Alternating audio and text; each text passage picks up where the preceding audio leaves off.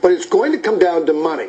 You know, people are voting, they truly are voting for change this year. They're changing Republicans, they're changing Democrats, and what have you.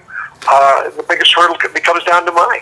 I mean, being able to get on the airways, get your opinion heard, let people know who you are and what you truly want to do and the change you'll make in Sacramento. What we have out there is people saying, Sacramento, the gig is up here, here's our taxes.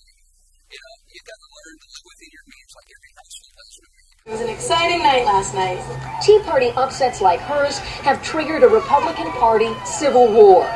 You know, the Democrats refer to the Republican Party as a party of no. Maybe it's the party of I don't know. The positive thing is that, in fact, you have Grassroots America.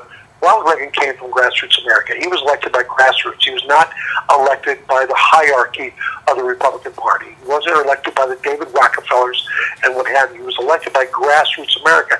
And it's great to see Grassroots America get back involved. But the reason that they are, in fact, involved is because that's where the messages are coming from.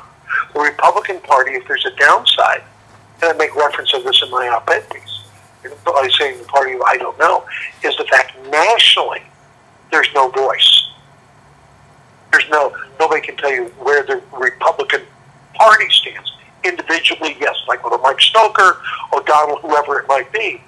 But as a party, there's no voice. And the Republican Party needs to find out who they are. You better care about California if you live or work here, probably having kids or grandkids have a future here. Because this is our opportunity come November for Sacramento to have change.